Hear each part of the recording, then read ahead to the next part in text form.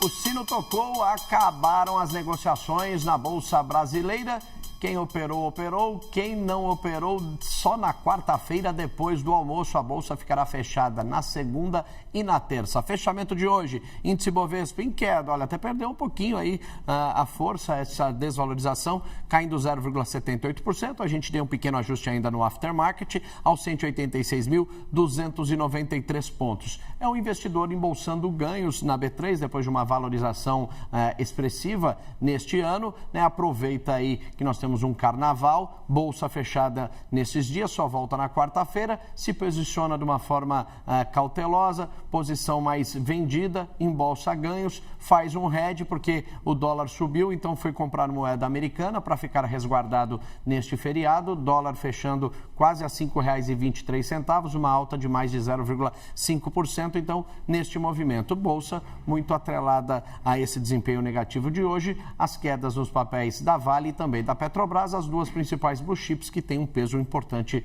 na composição do Ibovespa B3 da Bolsa Brasileira. Vamos sair do Brasil? Vamos dar uma olhadinha em Nova York, na Bolsa dos Estados Unidos? Os principais índices norte-americanos ou índices de Wall Street aqui na tela. Índice eletrônico Nasdaq fechando em queda aí 0,22%. S&P 500 praticamente no 0 a 0, uma ligeira alta de 0,05%. Dow Jones, abaixo dos 50 mil pontos, recuou, também andou de lado 0,1% de ganhos. E na contramão, o ouro. O investidor foi para o ouro, voltando ao patamar aqui, acomodado em $5 mil, $5.048 a onça Troy, com uma alta de 2% nesta sexta-feira. E para a gente falar sobre o fechamento do mercado, o meu amigo David Martins, diretor de investimentos da Brasil Wealth, já está chegando conosco aqui no radar.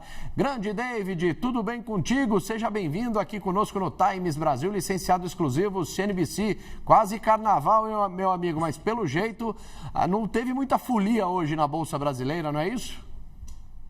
Olá, Eric, uma boa tarde para a nossa audiência.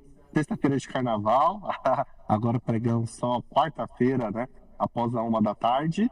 E como você bem trouxe, hoje um dia de correção, hoje um dia que os investidores estão colocando grande parte do lucro no bolso. É bom lembrar que essa semana nós tivemos o Ibovespa batendo um recorde histórico. Então, como nós já temos um patamar elevado de Ibovespa, os investidores estão realizando esse lucro, colocando dinheiro no bolso, nós temos um feriado na próxima semana, em 2 dias e meio praticamente. Então, os investidores diminuem posição para fugir do risco de notícias que podem acontecer nesse período de feriado.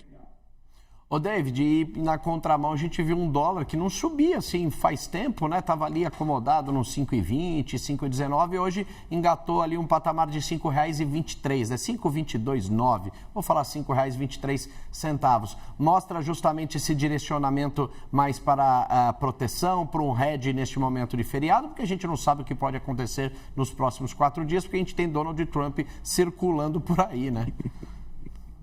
Perfeito, Eric. A gente viu não só o dólar, né, hoje tendo uma valorização, como também o ouro, que você trouxe ali nas informações de fechamento de mercado. Então, os investidores, pelo menos no dia de hoje, buscando uma maior proteção para o seu portfólio, porque nós temos feriado aqui no Brasil, 4 dias praticamente, temos feriado nos Estados Unidos na segunda-feira, é bom lembrar. E também feriado na China.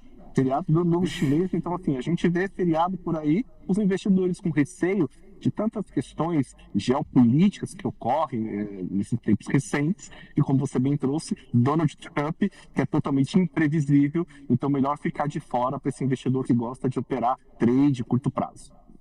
Ô David, hoje a gente teve o anúncio do CPI, né? A inflação norte-americana veio um pouquinho abaixo da expectativa do mercado, com uma ligeira alta de 0,2% em janeiro, e acabou aumentando aí as apostas para um terceiro corte esse ano no Federal Reserve, né? Encoraja, alguns analistas dizem que encorajam aí o Federal Reserve para um corte. Porém, outra parte do mercado diz que esse terceiro corte seria superestimado. Até que ponto isso influenciou o dia de hoje, que pode influenciar aí na semana que vem na reabertura do mercado? A gente teve, como você bem trouxe, um dado relacionado à inflação, então abaixo do esperado, ligeiramente abaixo do esperado, mas só que a inflação nos Estados Unidos, ela segue acima da meta de 2%. E a gente viu nessa semana também um dado extremamente importante, que é com relação à geração de emprego, que veio muito acima do esperado. Então, demonstra que o mercado... Então, ainda o Fed ele tem trabalhado muito com recebimento de dados para analisar e aí sim ter uma posição. Neste momento, a gente vê aí o mercado dividido, né, entre 2 e 3 cortes para correr nos Estados Unidos. Hoje, com esse dado do CPI abaixo do esperado, trouxe uma perspectiva mais otimista para 3 cortes de juros, até mesmo uma possibilidade de iniciar em março. Mas só que, como eu mencionei, o Fed vai aguardar o quê? Novos dados, novas informações para aí sim tomar a sua decisão. Mas hoje, de certo modo, um dado positivo com relação à inflação e uma perspectiva de continuidade de corte de juros nos Estados Unidos. Ô David, semana que vem é uma semana mais curta, como você disse, né? A Bolsa, o mercado financeiro só abre na quarta-feira a partir da 1h. Não há muito como a gente fazer uma projeção, dar algum guidance, algum viés, porque precisa de notícias, né? A gente não sabe que notícias virão do mercado externo, né? Ou do ambiente externo, e alguma coisa que poderia acontecer aqui no ambiente doméstico, eu acho muito pouco provável, porque a gente tem um carnaval, o país praticamente para. Então, o investidor se coloca numa posição cautelosa mesmo e agora é aguardar, não dá para dar nenhuma projeção, né, para a semana que vem. Fica difícil fazer uma projeção, Eric.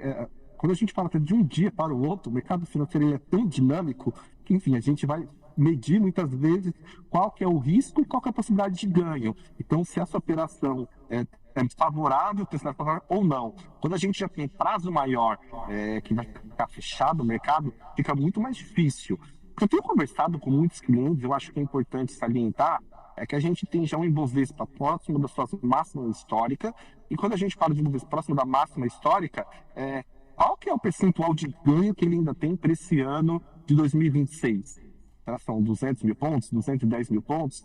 Quanto que isso representa percentualmente? Se a gente for fazer uma análise, uma comparação com o CDI, que deve rodar na casa de 10%, 11%, 12%, será que o risco da renda variável ainda compensa?